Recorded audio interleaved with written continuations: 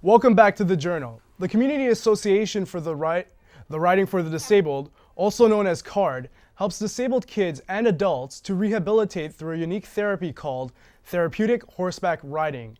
In this story, our producer Ivan Popov shows us how important horses are to those with special needs.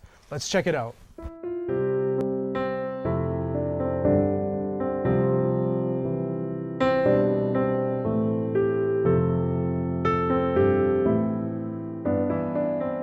CARD stands for the Community Association for Riding for the Disabled, and our mission is to improve the lives of children and adults with disabilities through quality therapeutic riding programs.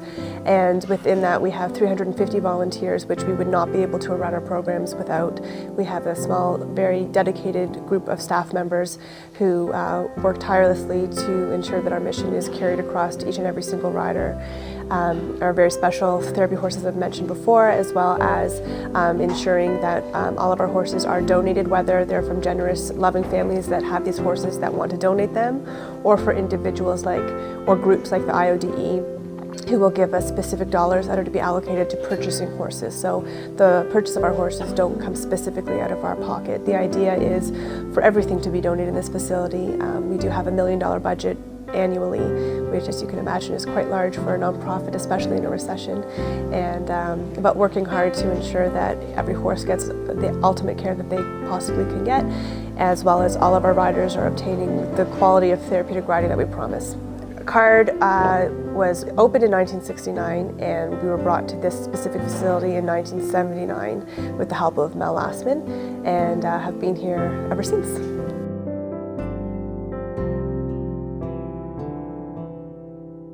Therapeutic riding is one of those very unique special therapies. It starts off with our hippotherapy program, which is one-on-one with the horse and the rider, and a physiotherapist and or occupational therapist, depending on the rider's needs and goals. So therapeutic riding, the magic happens, or we call it the magical connection happens, specifically with the movement of the horse. So the movement, meaning the horse's 4-beat walk, and that movement directly mimics and or stimulates the human walking gait. So there's nothing else other than a human movement that can mock and or mimic and or stimulate the human walking gait. So we have riders that come in that don't have any truncal control, that are extremely high tone, that have sensory integration issues. And if you're brought into our program, then 100% there will be a difference of the quality of your life once you step out of our program, whether it's as significant and or as small as being able to tie your shoelaces for the first time, or moving from a wheelchair to a walker to walking independently. We have a very broad spectrum of the disabilities that we work with. We have cognitive, physical, and dual diagnoses. There's almost no disability that we don't work with outside of psychiatric diagnoses, and there's just about no disability that riding isn't good for in some way, whether that's on the ground interacting with the horses or in the saddle. Our two famous stories, one is by an individual named Dax Adam, and Dax is a young man now in his 20s who was born with cerebral palsy, and he was told by doctors that he would never walk. When he came to CARD as a 4-year-old, he was not mobile.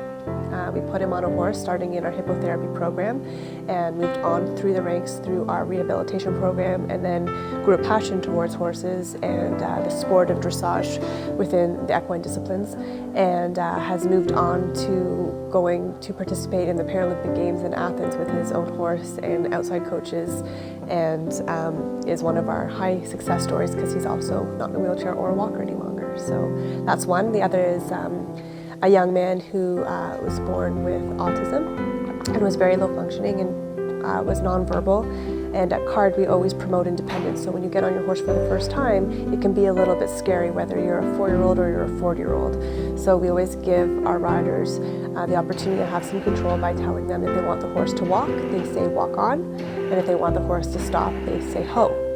Now again, for some of the riders that are nonverbal, they'll have signing cards, and or they can say point to walk on or a hand stop to ho. So we always try to promote verbalization. So when this rider got on the horse, we said to him, for lack of privacy, call him Johnny for this moment. So Johnny, when count of 3, we're going to say walk on, and then your horse is going to walk to the letter A, which was ahead, so he could see how far we were walking, because it can get scary, that first bit of movement. So I said, okay, 1, 2, 3, walk on, and he said, walk on with us. And Mom and Dad had never heard their son's voice before. So on the mounting block, which is just behind us right now, tears falling down the face, and we were jumping for joy, and that was within the first 30 seconds of his first therapy program. That huge leap came forward.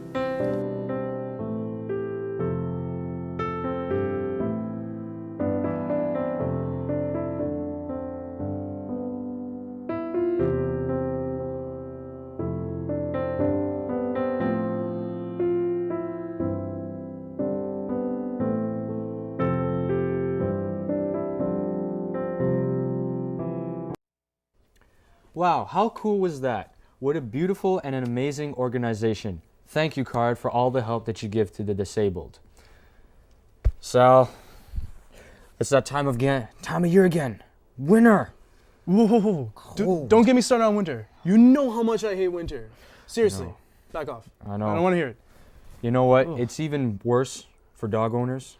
You know, I mean, All right, yeah, they get the little salt in their paws. I feel bad for them. I do, really do.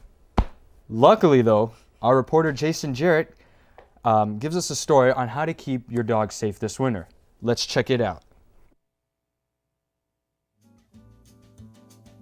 We love them. We provide for them. And with winter finally here, we give them the special care they deserve. But what exactly should we, dog owners, look out for when keeping our friends healthy during the winter season? I spoke with Dr. Palerm, veterinarian associate at the Animal Clinic, for his insight on how to keep your dog healthy over the winter season. So you have to, when taking them outside, think about the time that you're spending with them outside, not let them out for too long. And a lot of people, and we see this I think a lot more nowadays, will tend to dress their dogs up. I don't think that's necessary, but if you're going to be taking them out for an extended period, it wouldn't be a bad idea though. Most commonly what we'll have in this clinic, let's say, would be problems with the dog's nails. I find that as winter drags on, I think this partly is due to the salt. The nails can get really dried out and become much more brittle. So I think any dog owner who lives in the city has seen their dog walk through a salty patch, and it obviously does cause pain to the dogs. They'll start walking on 3 feet, stop dead in their tracks, things like that. It tends to irritate and dry out the foot pads. And this can cause a good deal of pain to the dog, and the other thing is they'll tend to lick their feet because dogs tend to like salty flavors, and I think it can upset their stomach also. When you come back from a walk, I usually recommend washing their feet off to get the salt off, so that way you're cleaning them off and you're preventing the dog from ingesting any of the salt. While some dogs need looking after, others can't wait to jump into the snow. Well, Huskies are a breed that love the winter. So for him, it's really a lot of outside time, minimum 4 times a day on weekdays, and then as much as I can during the weekends. You know, just standard things like wiping off his paws after he's been outside.